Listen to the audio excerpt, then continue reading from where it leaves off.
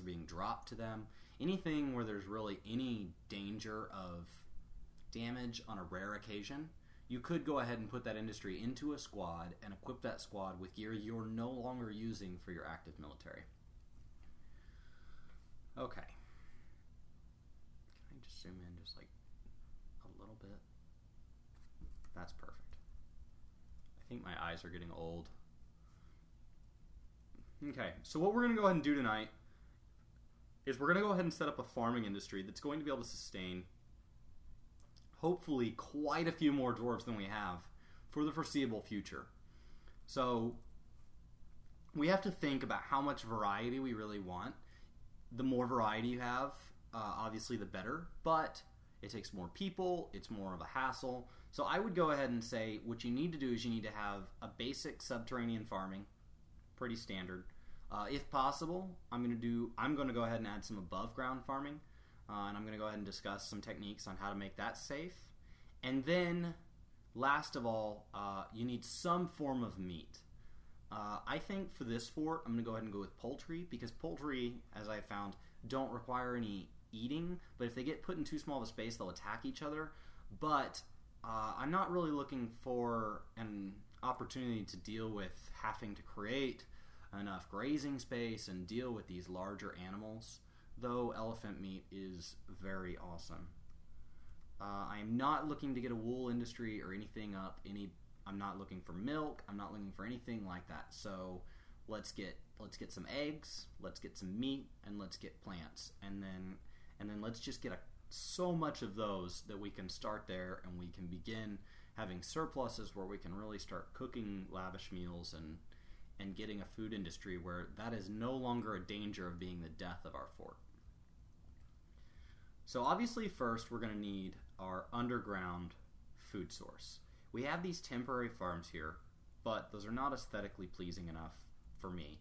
So we're going to go ahead and go over here where there hasn't been all these saplings, and we're going to start building our final design here. Now, should you decide to start fertilizing your farm long term, when you have a surplus of wood, you don't need more cages. Maybe you're making metal cages.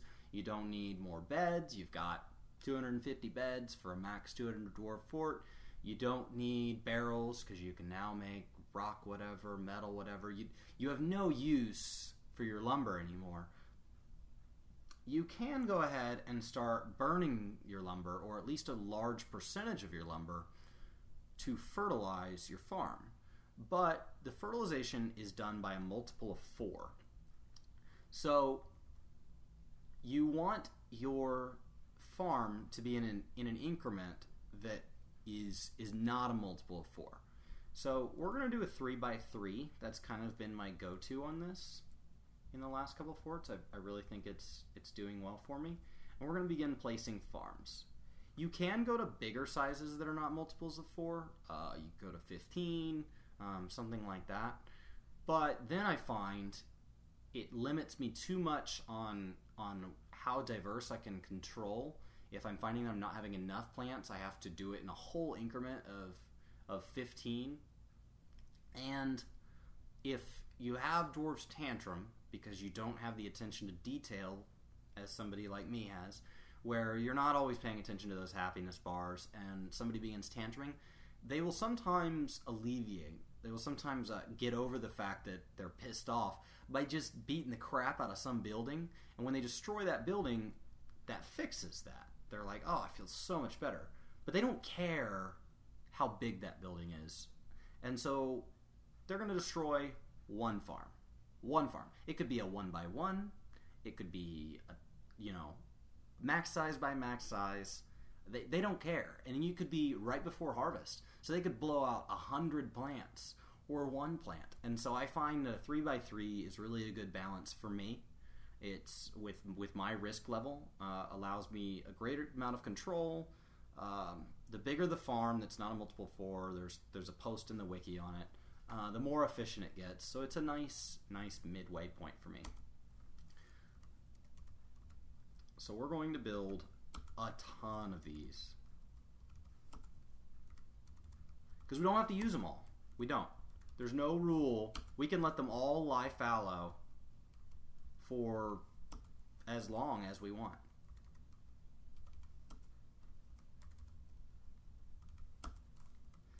The only downside is how long initially it takes to set them up, both in actual game time with the farmers and with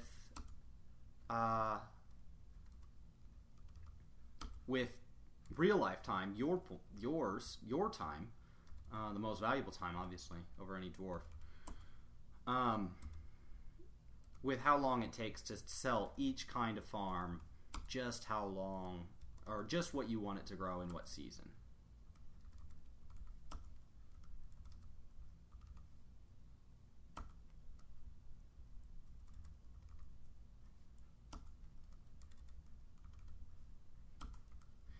And I'm going to go ahead and make this even bigger than I normally would, because I think later I'm going to blow out some of these middle ones when it comes time to automate this, when it comes time to build in those mine carts and really get this thing rolling. 3, 4. I've got 4 farms by 1, 2, 3, 4, 5, 6-ish. 6-ish. So we'll do 5.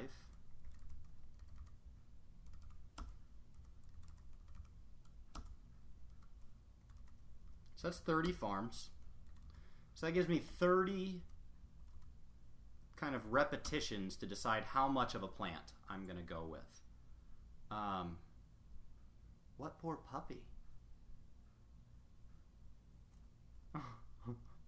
I missed something, but hello, Whiskey. So I'm going to go ahead and I'm going to do 30 of these 3x3 farms, and that gives me that divides my total subterranean plot amount by 30, so I can really spread those out across each of the crops any way I want. Oh, my background. My background. Yes. Scion Zenos drew that for me. Makes me laugh. Okay, so it's going to take those guys quite a while. I've got 3 idlers, so I am going to go ahead and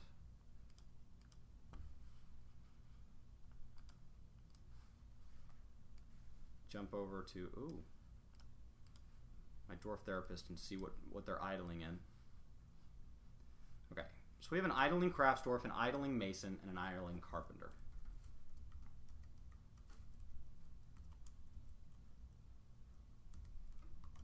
So we'll get beds rolling. And we have an idling crafts dwarf. We can go ahead and start our craft industry. That's fine. And I am just putting all of these in a giant staging room until I can have a chance to design each industry. So tonight we'll focus on food, and if that gets done, we'll go ahead and move on to the next industry. We can decide based on where our fort is what that needs to be. Let's go ahead and see how close we got to lava last time.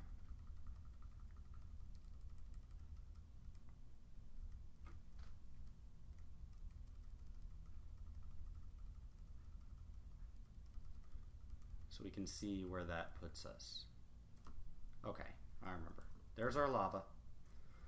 It is part of a very great magma sea.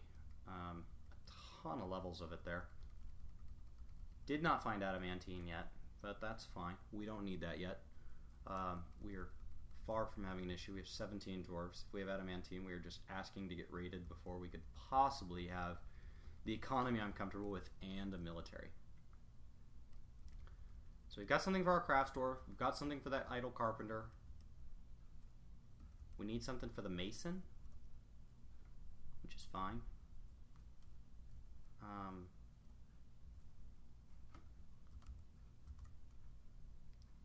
We'll go ahead and begin building a roof.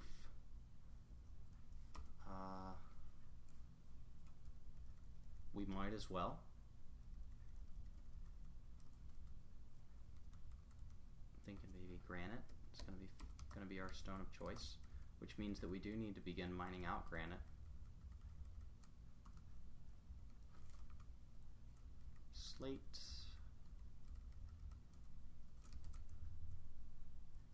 Granite.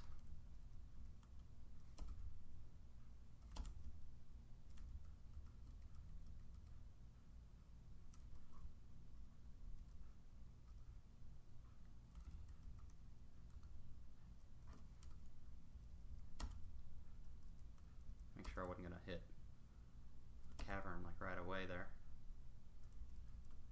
If we hit one, we hit one. Hopefully I noticed the warning. I have a lot of my warnings set to not pause anymore. I've gone in and modded my Mnet files to show not very much of anything. Okay. So that should knock our idlers back down and allow us to really get rolling on this. Now, farms. So we have subterranean farms. It's going to take them forever to build these, but once they're built, we have subterranean farms. That's done. That will be beaten. Now, what are we going to do about above ground farms? I generally like to orient my above ground farms near my below ground farms, but I don't always want them to have to get walled around here. So I want to make a point before we decide what we're going to do on what you can do. Above ground farms only have to be in tiles marked outside.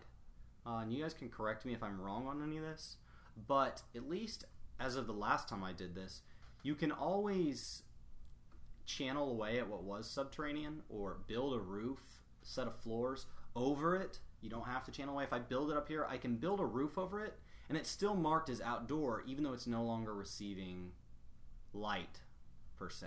We are not seeing it receive light. It's totally blocked from flying enemies, and it's still going to be able to grow those crops. So we're going to come directly above us. I have no idea what that channel is from. That must just have been a pond. Yeah, that looks like a pond. Okay, that's fine. And we are going to begin building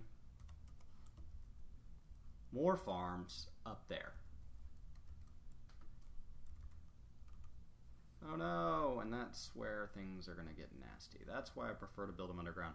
I hate these patches that are not fertile.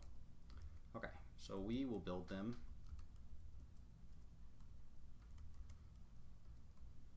We will just channel down to something more our speed.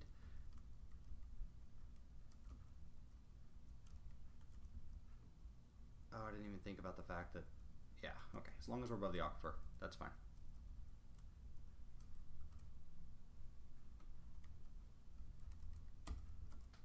Okay.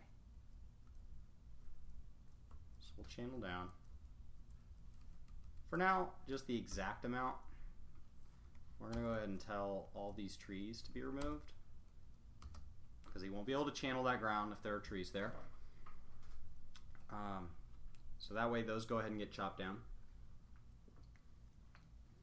We'll channel those squares off afterwards.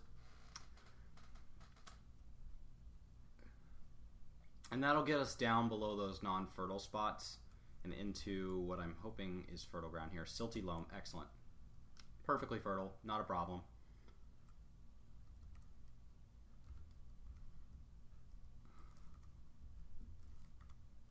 Okay, begin channeling those too. That way I can start. Okay. Meanwhile, let's go ahead and set up our basic bedrooms for now.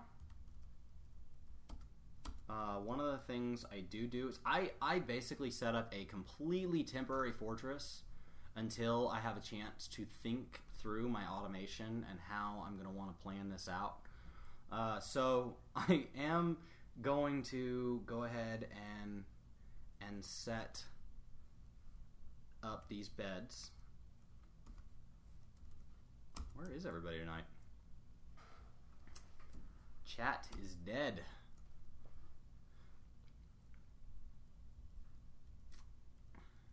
And we'll go ahead and get 20 or 30 beds set up. For now, we'll just go ahead and give them their own bedrooms.